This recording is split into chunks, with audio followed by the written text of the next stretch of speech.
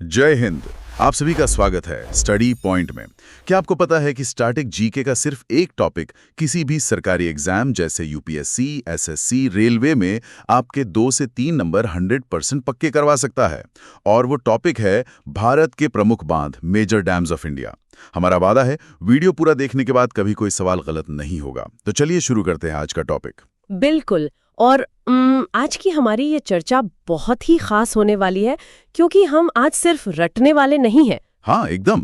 आज हम पूरे 17 स्लाइड्स के माध्यम से एक एक चीज को डिकोड करेंगे। मतलब हम विजुअल्स और उनके पीछे के विज्ञान को समझेंगे। सही कहा। तो बिना समय बर्बाद किए हाँ, तो स्लाइड 1 से शुरू करते हैं। स्लाइड में एक बहुत ही शानदार 3D मॉडल बना हुआ है, एक भौतिक अवरोध का।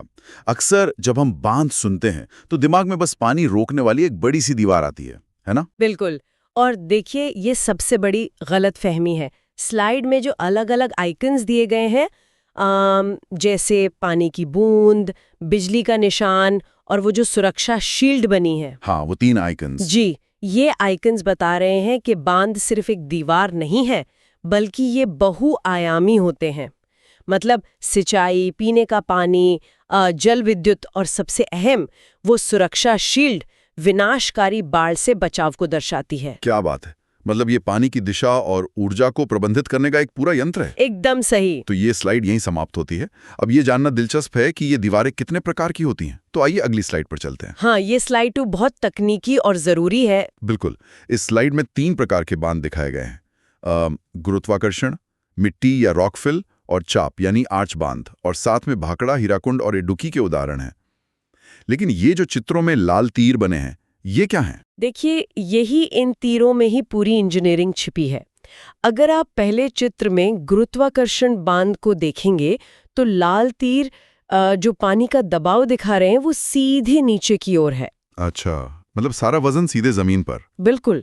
लेकिन वहीं अगर आप तीसरे चित्र में इडुक्की जैसे आर्च बांध को देखेंगे तो लाल तीर पानी के दबाव को घुमावदार किनारों की तरफ, मतलब पहाड़ों की ओर धकेल रहे हैं। बाप रे! मतलब वो दीवार पानी का दबाव खुद नहीं झेलती, बल्कि पहाड़ों पर ट्रांसफर कर देती है। जी हाँ, संरचनाओं का ये वर्गीकरण प्रतियोगी परीक्षाओं के लिए बहुत महत्वपूर्ण है। सही बात है।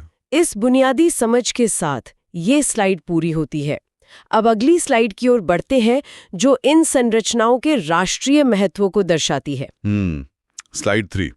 इसमें पंडित जवाहरलाल नेहरू का वो बहुत ही प्रसिद्ध कथन लिखा है, आधुनिक भारत के मंदिर। हाँ, और स्लाइड के बीच में जो बांध का चित्र है, वहां से 4 दिशाओं में जो लाइनें जा रही हैं, इंडस्ट्री, एग्रीकल्चर, सोशियो इकोनॉमिक और फिशरीज। ये लाइनें इसके प्रभाव को दिखा रही है ना? एकदम। देखिए, नेहरू जी ने इन्हें मंदिर इसलिए कहा क्योंकि ये सिर्फ बिजली या पानी का स्रोत नहीं है, ये पूरे देश के सामाजिक आर्थिक विकास की धुरी बन जाते हैं। मतलब कृषि से लेकर उद्योग तक सब कुछ इसी पर निर्भर है। बिल्कुल, ये एक पूरा सोशियो इकोनॉमिक हब है। बहुउद्देशीय परियोजनाओं का ये महत्व यहीं स्पष्ट होता है। और ये स्लाइड समाप्त होती है। अब हम एक एक करके भारत के सबसे प्रमुख बांधों का सफर शुरू करते हैं अगली स्लाइड में। हाँ, स्लाइड 4। और शुरुआत हो रही है भारत के सबसे ऊंचे बांध से, तिहरी बांध। और स्लाइड में जो स्केल बनाया वो साफ दिखा रहा है कि इसकी ऊंचाई 260.5 मीटर है। ये स्केल देखकर ही इसकी विशालता का अंदाजा हो रहा है। बिल्कुल। और चित्र में एक और बहुत खास चीज है, वो हिस्सा जहां भागीरथी और भिलंगना नदियों का संगम हो रहा है। हाँ, वहां पर बनाई है। जी। और ये कोई साधारण कंक्रीट का बांध नहीं है, बल्कि एक अर्थ और रॉक फिल ढांचा है। मतलब मिट्टी और चट्टानों से बना है। क्या बात है! और इससे 2400 मेगावाट बिजली बनती है ना? हाँ, जिसका सीधा फायदा यूपी, उत्तराखंड और दिल्ली तक को मिलता है। ऊंचाई का ये शानदार उदाहरण यहीं पूरा होता है। आइए अब अगली स्लाइड पर चलते हैं और उस परियोजना को देखते हैं जिसने हरित क्रांति का आधार रखा। स्लाइड 5, भाखड़ा नांगल बांध। ये हिमाचल प्रदेश और पंजाब की सीमा पर सतलुज नदी पर स्थित है। 226 मीटर ऊंचा कंक्रीट का गुरुत्वाकर्षण बांध। लेकिन इस स्लाइड में जो नक्शा दिया है, हाँ, वो नक्शा बहुत जरूरी है। अगर आप देखें तो इसमें पंजाब, हरियाणा, राजस्थान और हिमाचल की संयुक्त हिस्सेदारी साफ दिखाई गई है। और ये जो पीछे झील बनी है, वो गोबिंद सागर झील है। यही वो कृत्रिम झील है जिसने पूरे उत्तर भारत के कृषि परिदृश्य को बदल कर रख दिया। हरित क्रांति इसी पानी की बदौलत सफल हो पाई। ये महत्वपूर्ण स्लाइड यहीं समाप्त होती है। ऊंचाई और प्रभाव के बाद अब अगली स्लाइड में हम दुनिया की सबसे लंबी बांध संरचना को समझेंगे। स्लाइड 6 और हम बात कर रहे हैं महानदी पर बने हीराकुंड बांध की, जो उड़ीसा में है। स्लाइड के विजुअल में इसकी लंबाई साफ दिख रही है। हाँ, और आंकड़े देखिए, मुख्य बांध 4.8 किलोमीटर लंबा है, लेकिन कुल लंबाई 25.8 किलोमीटर है। बाप रे, 25 किलोमीटर से ज्यादा। बिल्कुल। देखिए, 1957 में जब ये बना तो महानदी बेसिन में आने वाली विनाशकारी बाढ़ को रोकना बहुत जरूरी था। मतलब नदी का फैलाव इतना ज्यादा था कि इतनी लंबी दीवार बनानी पड़ी। एकदम सही पकड़ा आपने। और ये मुख्य रूप से एक मिट्टी का यानी अर्दन बांध है।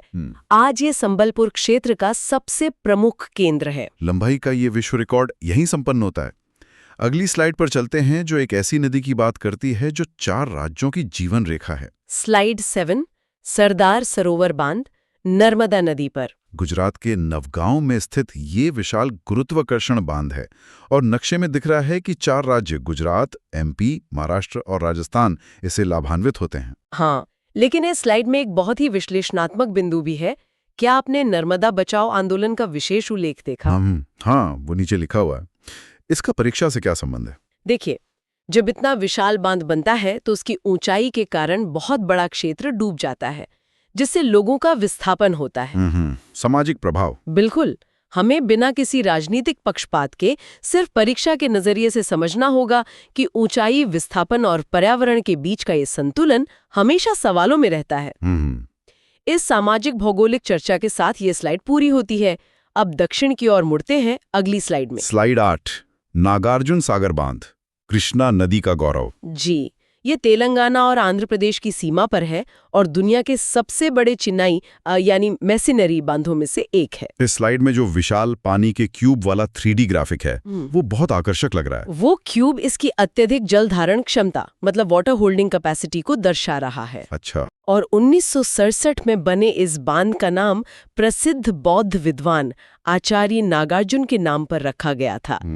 ये एक बहुत बड़ा ऐतिहासिक महत्व है। कृष्णा नदी के गौरवपूर्ण अध्याय यहीं समाप्त होता है। अब अगली स्लाइड में हम भारत की सबसे बड़ी कृत्रिम झील की ओर चलते हैं। बिल्कुल। स्लाइड 9, रिहंद बांध। ये यूपी के सोनभद्र पिपरी जिले में सोन की सहायक रिहंद नदी पर स्थित कंक्रीट का गुरुत्वाकर्षण बांध है। हाँ, और चित्र में जो विशाल जल राशि दिख रही है वो गोविंद वल्लभ पंत सागर है। ये वही है ना जो आयतन के हिसाब से भारत की सबसे बड़ी कृत्रिम झील है? एकदम सही। और आपको बता दूं, एसएससी और राज्य पीसीएस परीक्षाओं में ये सबसे बड़ा हॉट टॉपिक है। हाँ। अक्सर सीधे सवाल आते हैं इससे। ये परीक्षा उपयोगी स्लाइड यहीं समाप्त होती है। अब जल भंडारण के एक और महारथी को देखने के लिए अगली स्लाइड पर आते हैं। स्लाइड 10, इंदिरा सागर बांध, जल भंडारण में अग्रणी। जी, मध्य प्रदेश के खंडवा में नर्मदा नदी पर 1984 में इंदिरा गांधी ने इसकी नींव रखी थी। ये भारत का सबसे बड़ा जल भंडारण क्षमता वाला जलाशय है। लेकिन इस विजुअल में जो एक प्रवाह मार्ग या फ्लो पाथ बना है, हाँ। वो फ्लो पाथ बहुत शानदार तरीके से एक कैस्केडिंग सिस्टम को समझा रहा है। अच्छा। देखिए, इंदिरा सागर से जो पानी छोड़ा जाता है, अच्छा, वो नीचे के बांधों में जाता है। बिल्कुल। उसी पानी का उपयोग नीचे बने ओंकारेश्वर और सरदार सरोवर बांधों द्वारा किया जाता है। मतलब पानी की हर बूंद का पूरा इस्तेमाल। क्या इंजीनियरिंग है। ये स्लाइड यहीं समाप्त होती है। अब स्वतंत्र भारत की पहली नदी घाटी परियोजना के इतिहास में गोता लगाने के लिए अगली स्लाइड पर चलते हैं। स्लाइड 11, दामोदर नदी घाटी परियोजना मतलब डीवीसी।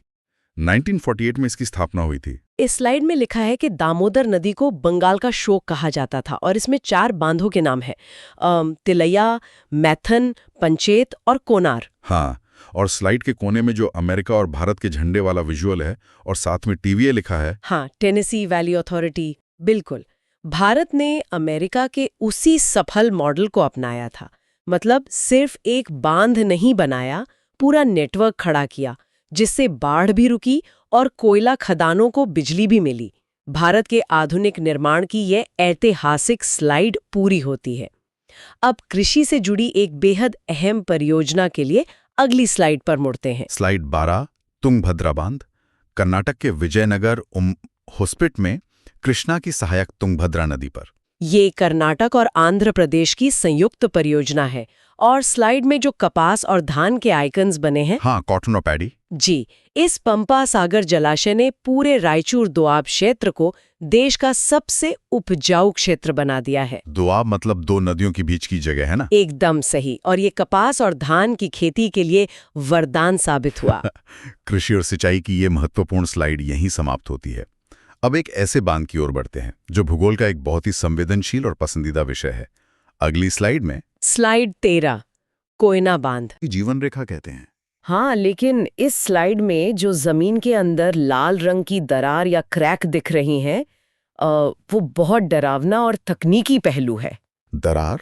क्या ये किसी भूकंप से जड़ी है? जी, 1967 का विनाशकारी भूकंप, इसे जलाशय प्रेरित भूकंप या रिजर्वॉयर इंड्यूस्ड सिस्मिसिटी का शास्त्रीय उदाहरण माना जाता है। मतलब पानी के भारी वजन के कारण जमीन के अंदर दरारें आ गई और भूकंप आ गया? बिल्कुल, पानी का दबाव इतना ज्यादा था कि टेक्टोनिक चट्टानें खिसक गईं। बाप रे। भूगोल और इंजीनियरिंग के इस जटिल विषय के साथ ये स्लाइड पूरी होती है। अब एशिया के सबसे बड़े आर्क बांध के अनूठे डिजाइन को समझने के लिए अगली स्लाइड पर चलते हैं। स्लाइड 14, इडुक्की बांध। केरल की पेरियार नदी पर स्थित भारत का पहला डबल कर्वेचर आर्क बांध। स्लाइड के चित्र में जो दो पहाड़ दिख रहे हैं, तो वो दो ग्रेनाइट पहाड़ हैं, कुरवाण और कुराथी। उनके बीच की जो संकरी घाटी है, उसी में ये अद्वितीय घुमावदार संरचना फंसी हुई है। मतलब जगह संकृति, इसलिए ऐसा आर्च डिजाइन बनाया। बिल्कुल। और ये डिजाइन ही 780 मेगावाट स्वच्छ बिजली पैदा करने में इस बेहतरीन इंजीनियरिंग को सफल बनाता है। यह शानदार इंजीनियरिंग वाली स्लाइड यहीं समाप्त होती है। अब हम एक ऐतिहासिक जलाशय और जल विवाद से जुड़ी अगली स्लाइड की ओर बढ़ते हैं। स्लाइड 15, मेट्टूर बांध और शिवसमुद्रम परियोजना। 1934 में कावेरी नदी पर बने तमिलनाडु के सबसे बड़े बांध मेट्टूर का चित्र है यहाँ, और इसके जलाशय को स्टैनली जलाशय कहते हैं। हाँ, और इसी कावेरी नदी पर कर्नाटक में 1902 में शिवसमुद्रम परियोजना स्थापित हुई थी, जो एशिया के सबसे पुराने संयंत्रों में से एक है। तो ये जल विवाद क्या है? कावेरी जल विवाद के कारण ही इन दोनों परियोजनाओं का रणनीतिक और आर्थिक महत्व इतना अधिक है। पानी के बंटवारे को लेकर हमेशा चर्चा रहती है। दक्षिण भारत का ये महत्वपूर्ण अध्याय यहीं समाप्त होता है। अब सीधे उत्तर भारत के पहाड़ों में चलते हैं अगली स्लाइड पर। स्लाइड 16, जम्मू कश्मीर और हिमाचल प्रदेश की प्रमुख परियोजना है। इस पहाड़ी नक्शे में देखिए, चिनाब नदी पर सलाल, बगलिहार और दुल्हस्ती बांध लोकेटेड है। और झेलम नदी पर उरी और तुलबुल। एकदम सही। लेकिन स्लाइड में जो वो दस्तावेज का आइकन है, सिंधु जल संधि 1960, हाँ, इंडस वाटर ट्रीटी। जी, इस ट्रीटी के कारण ही ये सारे बांध रणनीतिक दृष्टि से बहुत बहुत महत्वपूर्ण हो जाते हैं। और वो हिमाचल वाला पॉइंट क्या है? वो हिमाचल में सतलुज पर बनी नाथपा झाकड़ी परियोजना है, 1500 मेगावाट की, और ये एक रन ऑफ द रिवर परियोजना है। मतलब इसमें बहुत बड़ा जलाशय नहीं होता, बहते पानी से बिजली बनती है। उत्तर भारत की नदियों का ये जाल यही पूरा होता है। अब इस पूरे विषय को समेटने के लिए हम अंतिम स्लाइड पर चलते हैं। स्लाइड 17, महत्वपूर्ण परीक्षा उपयोगी तथ्य। Static GK. हाँ, इस अंतिम स्लाइड के चारों बॉक्स को एक एक करके खोलते हैं। पहला बॉक्स, भारत का सबसे पुराना बांध, कल्लन्नई बांध या ग्रैंड एनिकेट। हाँ, जो कावेरी नदी पर है और इसे दूसरी शताब्दी में चोल राजा करिकलन द्वारा बनवाया गया था। दूसरी शताब्दी, क्या बात है। और दूसरे बॉक्स में सांख्यिकीय दृष्टिकोण है कि भारत में सबसे अधिक बांधों की संख्या महाराष्ट्र में है। बिल्कुल। और परीक्षार्थियों को ताप्ती नदी पर उकाई और काकरापार परियोजनाओं को भी याद रखना चाहिए, जो गुजरात में है। और अंतिम बॉक्स में एक क्रॉस मैचिंग विजुअल है। हाँ, देखिए, परीक्षाओं में माता टीला बांध और पोंग बांध का मिलान अक्सर पूछा जाता है। माता टीला बांध बेतवा नदी पर है, जो यूपी एमपी का है, और पोंग बांध व्यास नदी पर है, हिमाचल प्रदेश में। एकदम सही। इन अति महत्वपूर्ण तथ्यों के साथ हमारी ये अंतिम स्लाइड यहाँ समाप्त होती है। बहुत ही शानदार। आज हमने सफलतापूर्वक सभी 17 स्लाइड्स पूरी कर ली हैं। मुझे खुशी है कि हमने देखा कि ये बांध सिर्फ ईंट और पत्थर की दीवारें नहीं हैं। जी हाँ, बल्कि हमारे देश की अर्थव्यवस्था, भूगोल और इतिहास को गढ़ने वाले आधुनिक मंदिर हैं। बिल्कुल। लेकिन देखिए, जाने से पहले एक सवाल जो हमें खुद से पूछना चाहिए। वो क्या? आज हमने बांधों के फायदे और उनकी बनावट को तो बहुत करीब से देखा। लेकिन क्या इन विशाल जल राशियों का हमारे पारिस्थितिकी तंत्र या इकोसिस्टम पर पड़ने वाला दीर्घकालिक प्रभाव हमारी भविष्य की पीढ़ियों के लिए पूरी तरह सुरक्षित है? ये तो है, मतलब कोयना भूकंप जैसा। हाँ। तो ये एक ऐसा विषय है जिस पर श्रोताओं को अपनी तरफ से थोड़ा शोध जरूर करना चाहिए। क्या हम प्रकृति के साथ सही संतुलन बना पा रहे हैं? बहुत ही गहरा और सोचने पर मजबूर करने वाला सवाल है। इसी विचार के साथ हमारी आज की ये चर्चा शांत और प्रभावशाली तरीके से यहीं समाप्त होती है।